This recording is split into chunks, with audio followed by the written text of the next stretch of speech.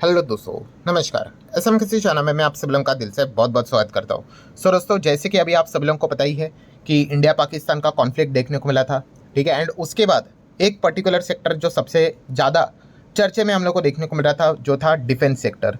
So defence sector की अगर हम लोग बात करें, इससे रिलेटेड कंपनी आप सभी लोगों ने देख ली, क्या कमाल का परफॉर्मेंस यहाँ पे दिखा रही थी, ठीक है। और जैसे मैंने हमेशा आप लोगों को सिखाया है कि इस प्रकार की चीज़ें तो यहाँ पे होते रहते। सबसे इंपॉर्टेंट चीज़ क्या होती है कि यस, कि भविष्य अभी जो चल रहा है वो तो ठीक है भाई, ये तो प्रेजेंट मोमेंट हो गया, बट भविष्य में और कौन से ऐसे सेक्टर्स है और कौन से ऐसे बिजनेसेस है जो अच्छा परफॉर्मेंस यहाँ पे दिखा सकते हैं, ठीक है।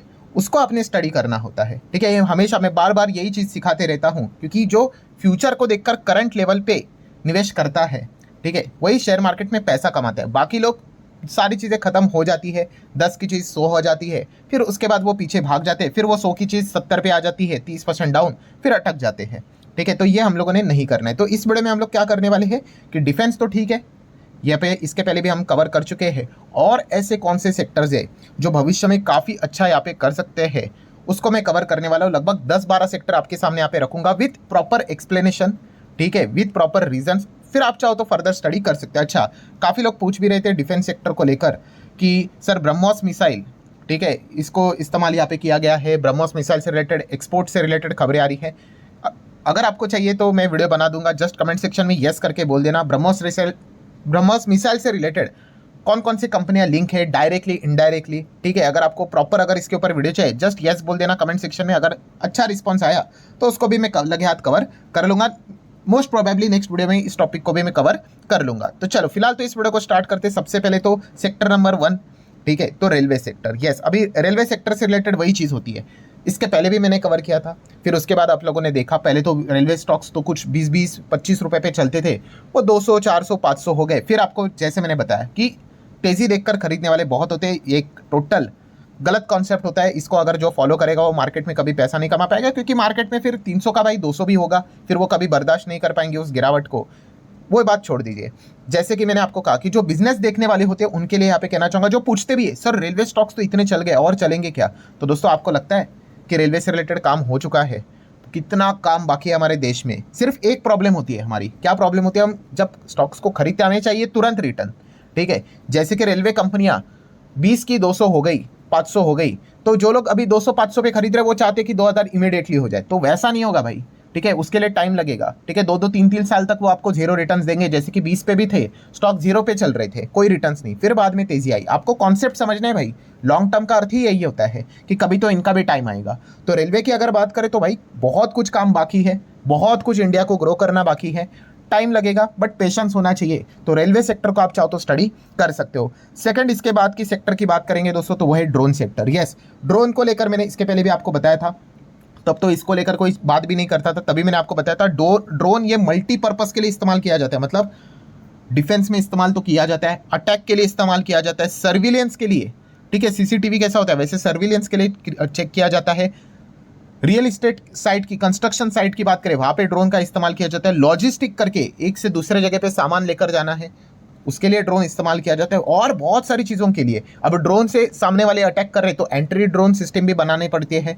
बहुत सारी मल्टीपर्पज़ चीज़ों के लिए ड्रोन का इस्तेमाल किया जाता है, ठीक है। एंटरटेनमेंट के लिए भी, जैसे कि आपको पता ही है, आईपीएल भी आप सभी लोग अभी देख ही रहे होंगे। तो आईपीएल में भी आप लोगों ने देखा था कि नहीं, कि ड्रोन शो होते हैं, अलग अलग इवेंट्स में ड्रोन शो होते हैं, अलग अलग चीज़ में ड्रोन का इस्तेमाल होता है भाई, ठीक है। बट अगेन लोगों का मिस्टेक क्या है, खरीद लिया, 4-5 दिन नहीं चला, 10-15 दिन नहीं चला, 1-2 हफ्ते नहीं चला, 1-2 महीने नहीं चला, चलो ड्रोन में तो हम ट्रैप हो गए, फालतू है। फिर जो क्या भाग रहा है आज, अच्छा आज गोल्ड भाग रहा है, चलो गोल्ड में चले जाते। ऐसा करोगे तो कैसा होगा भाई, ठीक है। लॉजिक आपको क्लियर होना चाहिए, और उस हिसाब से पैसा लगाकर आपको समझ में आना चाहिए कि कितना टाइम लगेगा कौन चीज़ को ग्रो होने के लिए।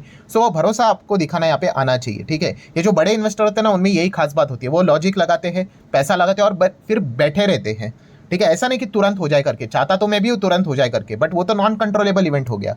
सो इस लॉजिक को समझो दोस्तों, तभी जाके आप वो 10% की कैटेगरी में यहाँ पे आ जाओगे। तीसरे सेक्टर की बात करेंगे दोस्तों, जो कि है एथेनॉल सेक्टर। यस, एथेनॉल की अगर हम लोग बात करें दोस्तों, तो ये भी एक इंपॉर्टेंट सेक्टर देखने को मिल जाता है। हालांकि रिस्क वाला पॉइंट जरूर कवर करना चाहूंगा। रिस्क वाला पॉइंट क्या है? यस, ये सरकार के हाथ में है कि इस सेक्टर को उड़ाना है या फिर डुबाना है।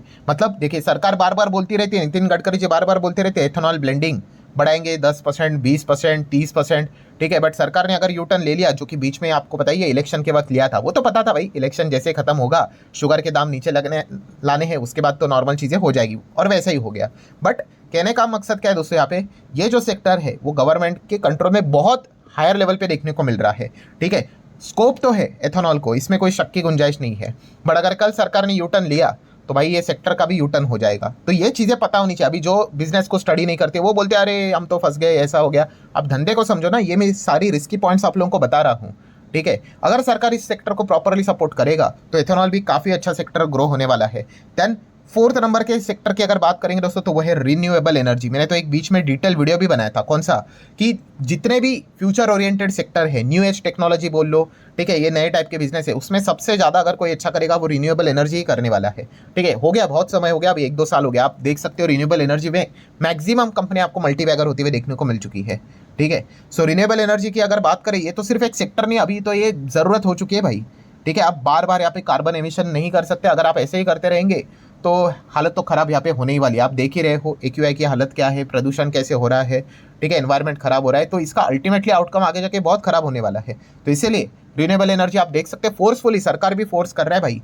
अभी इस सेगमेंट में जो जाएगा उसको इंसेंटिव भी प्रोवाइड कर रहे हैं। तो ये जो सेक्टर है दोस्तों, ये तो बहुत लंबे अवधि तक यहाँ पे चलने वाला है, बहुत लंबा पारी है, बहुत मतलब बहुत, ठीक है। यहाँ पे अगर कोई अभी पैसा लगाकर सोच रहा है कि दीपावली तक पैसे बन जाए, तो भाई उन्होंने इस प्रकार के सेक्टर के बारे में फिर सोचना भी नहीं चाहिए। बट येस, इसमें पोटेंशियल ज़बरदस्त है जहाँ पे आपको अच्छे रिटर्न्स दिला सकता है। सेक्टर नंबर 5 की अगर बात करेंगे दोस्तों, तो वह है सेमीकंडक्टर। यस, सेमीकंडक्टर की अगर बात करें, मेजरली सेमीकंडक्टर में काम करने वाली कंपनीज हमारे इधर इतनी देखने को नहीं मिलती, बट यस, इसको सपोर्ट करने वाली कंपनियां बहुत कुछ देखने को मिल जाती है। सो आप चाहो तो सेमीकंडक्टर से रिलेटेड कंपनीज को भी स्टडी कर सकते हैं। इसके ऊपर मैं बहुत सारे वीडियोस बना चुका हूँ ऑलरेडी, कि कौन कौन सी कंपनीज इसमें काम यहाँ पे करती है डायरेक्टली और इनडायरेक्टली। सेक्टर नंबर 6 की बात करेंगे दोस्तों, तो वो है aviation sector. Yes, aviation sector एक ऐसा है, कोई फ्यूचर ओरिएंटेड सेक्टर नहीं है, ठीक है। एविएशन सेक्टर सिर्फ ऐसा है कि जहाँ पे हम कह सकते हैं कि लोगों का पर कैपिटा इनकम जितना यहाँ पे बढ़ेगा उतना ज़्यादा एविएशन सेक्टर अच्छा करेगा। और जैसे कि आपको पता है दोस्तों, धीमे धीमे करके हमारा पर कैपिटा इनकम बढ़ेगा, लोगों के हाथ में ज़्यादा पैसा यहाँ पे बचेगा।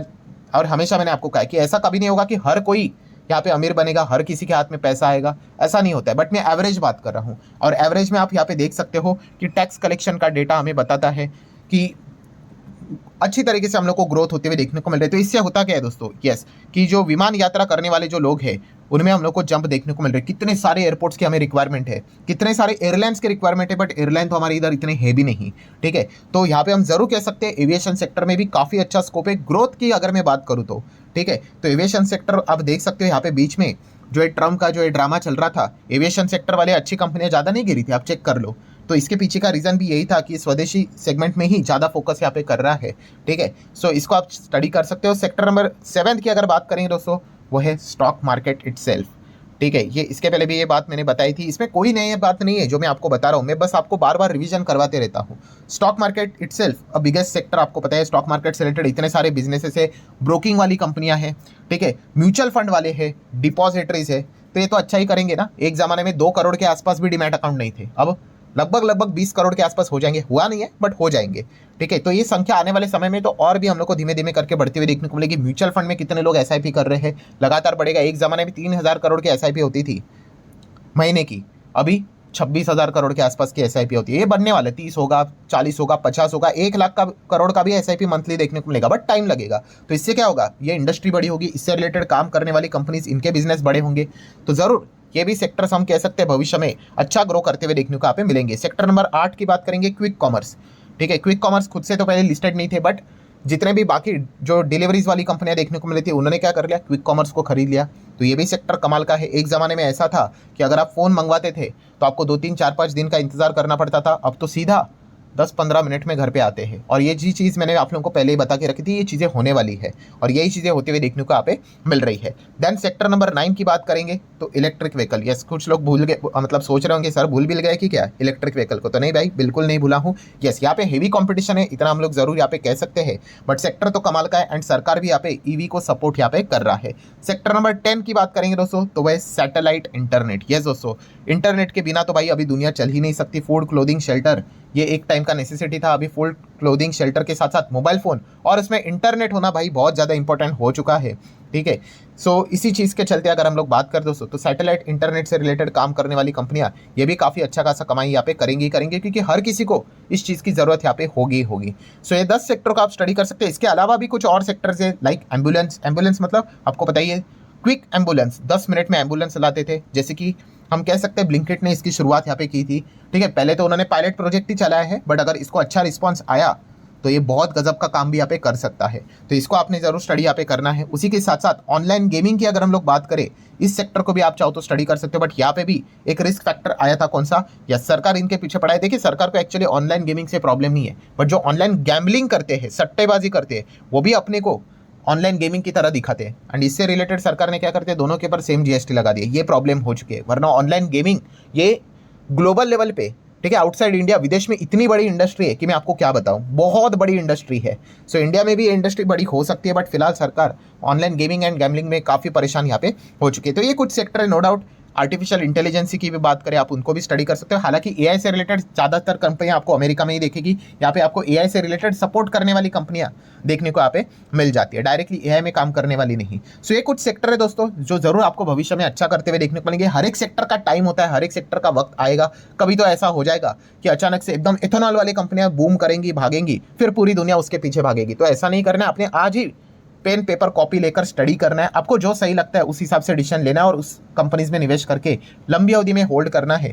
तब जाके जब वो कंपनियां भागेगी तो आपके रिटर्न्स यहाँ पे बन जाएंगे। सो आशा करता हूं दोस्तों ये वीडियो इन्फॉर्मेटिव लगा होगा, एजुकेटिव लगा होगा। चाहो तो लाइक एंड शेयर कर सकते हो। मिलते हैं नेक्स्ट वीडियो में, तब तक के लिए बाय बाय।